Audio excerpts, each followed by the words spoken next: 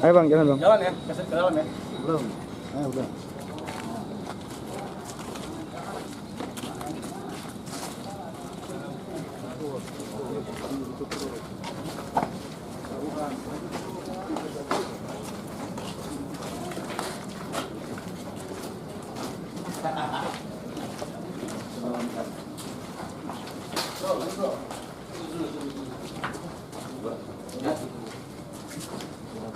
Belum bang, tunggu bang. Belum. Belum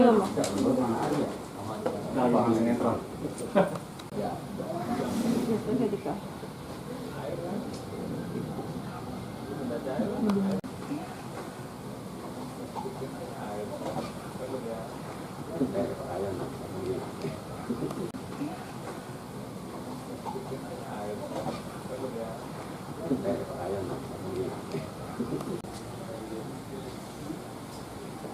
Sembari ngobrol lagi ya bang, pura-pura ngobrol. Kronologinya kasus pelecehan anak ini di bawah umur ya? Bang? Ya, di bawah umur. Oke, jadi kronologi ini terjadi dari tahun 2019 ya, dari tahun 2019. Si anak ini ketemu dengan inisial SML di Pasar Keranji. Ya, dijemputlah dia waktu itu ke Pasar Keranji dan hari itu terjadi pelecehan seksual yang berlangsung selama 3 tahun. Nah, 3 tahun ini si anak ini hasil pengakuannya tidak berani melaporkan ke orang tuanya. Dan alasan si pelaku ini selalu berbuat atau berbicara yang keras sehingga si anak ini takut. Dan ini berlangsung selama 3 tahun.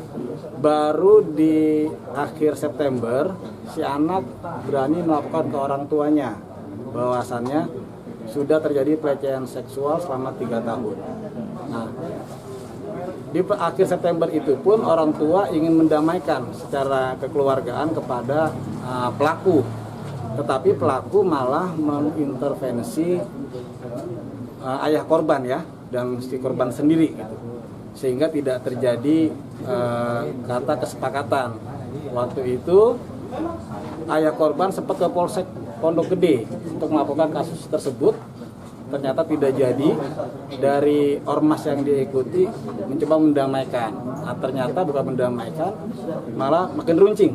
Sehingga tanggal 4 Oktober ayah korban dan korban datang kepada kami Pusat Bantuan Hukum Satya Advokat Wicaksana untuk diminta nasihat hukum awalnya, dan kita coba mengkaji, dan ini memang murni pelecehan seksual dalam tekanan ya terhadap anak hingga 3 tahun ya, bukan waktu yang sebentar, 3 tahun ya.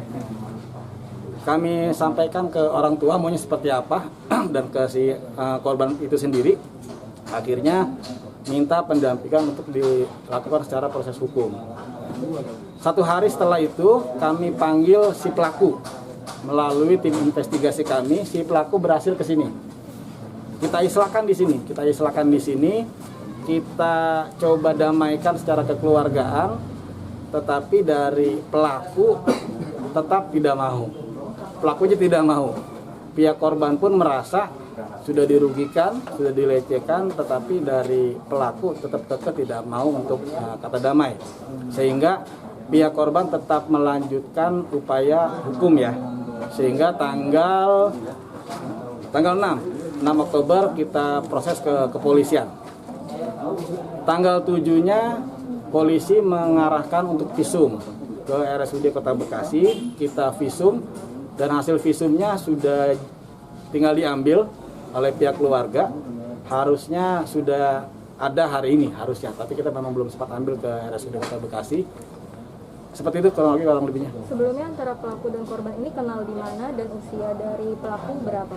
Usia dari pelaku itu di atas usia 50-an, kenalnya di Pasar Keranji. Sebagai apa? Teman atau apa? Keluarga? Tidak ada hubungan keluarga. Tidak ada hubungan keluarga. Apa yang membuat korban ini sampai 3 tahun gitu dianiaya? Nggak ada perlawanan atau ancamannya seperti apa? Iya, karena anak di bawah umur, Mbak. Dia takut. Takut ya, kan, dari mulai voice note, dari omelan-omelan dia, sehingga dia nggak berani. Namanya perempuan di bawah umur ketemu laki-laki yang usianya sama seperti usia ayahnya gitu. Ya dia dalam tekanan, dalam ketakutan yang luar biasa yang kita lihat ya. Untuk awal Masih sekolah. Terakhir awal kejadian itu beliau anak Adinda ini usia kelas 3 SMA. Pelakunya di usia 50-an ya. Pekerjaan terduga pelakunya apa, Pak? Harian lepas di Pemda Kota Bekasi di Dinas Pasar Kranji. Pak, untuk awal pertemuannya antara si korban dan terduga pelakunya seperti apa? Korban hanya bercerita dia dijemput awalnya, dikenalkan terus dijemput ke Pasar Kranji, langsung dieksekusi di pasarnya, di kantornya. Ini luar biasa. Secara kedinasan ini sudah melanggar institusi ya, kedinasan ya, karena melakukan pelecehan seksual di kantor UPTD Pasar Kranji. Ini pengakuan dari si korban gitu ya. Itu berulang dilakukan di kantor itu? Enggak hanya di kantor. Bahkan terakhir melakukan dipaksa untuk ke losmen ya. Saya nggak tahu lebih detailnya, tapi yang jelas si korban sampai bisa dipaksa ke losmen seperti itu. terakhir masih maksa kapan? Masih maksa. Sampai tadi pun dapat kabar masih di SMS, masih di WA. Hari ini. Pak, tadi yang nggak mau diajak berdamai dari pelaku ya? Dari pelaku. Apa Menjadi sebenarnya alasan. perdamaiannya itu seperti apa? Bentuk Alasannya damainya seperti apa? pelaku Dinikahi? merasa tidak salah sudah memberikan uang. Iming-imingnya uang. Iming-imingnya uang dan uang itu setelah kami tanya bukan uang untuk sekolah. Memang uang sekedarnya, uang jajan, uang macam-macam lah. Kisaran berapa tuh, Pak? Kisarannya Adinda bilang sekitar ada 100, ada 200 kayak gitu. Pak, dalam 3 tahun itu udah terjadi persetubuhan berapa kali Pak ya? Pengakuan dari Adinda tadi 10 kali Selama 3 tahun. selama 3 tahun. Jadi ya, mungkin ada terakhir voice note itu ada ancaman akan menyebarkan ke satu kampung gitu kan. Ancamannya ke orang tua si korban. Pak, itu selalu dijemput atau bagaimana, Pak? Pengakuan dari korban dijemput. Dari orang tua sendiri nggak ada kecurigaan atau bagaimana gitu, Pak? Iya, orang tua kan baru tahu di akhir September karena si anaknya baru cerita. Pak, kira-kira mau diusut lagi nggak dari pelakunya? Takutnya mungkin karena ada korban-korban lain kayak kasus pedofil gitu. Iya, kita berpikir ke arah sana ya, makanya kita bersedia mendampingi sampai ke pengadilan, sampai ke proses hukum ya. Kalau kasusnya tidak sampai 3 tahun, ini kita mungkin coba islahkan ya. Tapi ini 3 tahun artinya ada rangkaian-rangkaian ya yang kita duga ya, ada rangkaian yang panjang gitu. Takutnya ada korban lain gitu. Khawatir seperti itu. Kalau Tapi status dari terduga pelaku ini, Pak, apa Keluarga. sudah berkeluarga. Ada perubahan psikologis nggak Pak pada korban setelah kejadian? Ada, sangat mendasar perubahan psikologisnya, pengakuan dari ayah dan keluarganya. Nggak apa-apa ya, saya sampaikan ya. Jadi hari ini saya akan coba datangkan psikolog dari kami, karena kami dari Pusbakum. Yang awalnya kemayu sama kayak Mbak nih, hari ini Mbak lihat sendiri anaknya tomboy dan mohon maaf hari ini tidak suka dengan lelaki. Imbasnya seperti itu, tidak suka dengan lelaki, lebih ke kelainan seksual jadinya ya, secara psikologinya.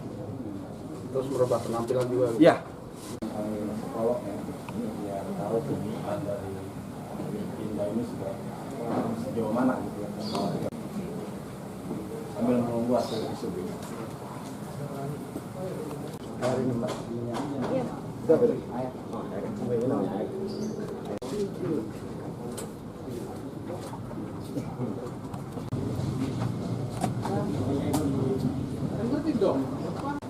Apa ya?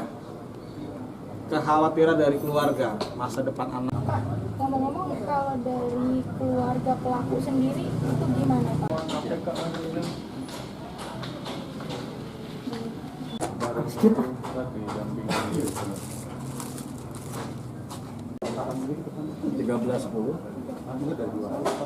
Pas di Polres itu karena usia saya udah 19, jadi akhirnya katanya saya udah gede, udah ngerti, saya ngerti tingkatan sendiri. Ya mungkin satu awalnya Dia mungkin dia merasa gimana gitu, takut cerita sama tahunya sendiri anak itu kan Harapan adik sendiri gimana? justru kenapa dia sampai Apa? tahun ya itulah 2018 pengalaman dia yang nggak berani dia ulang.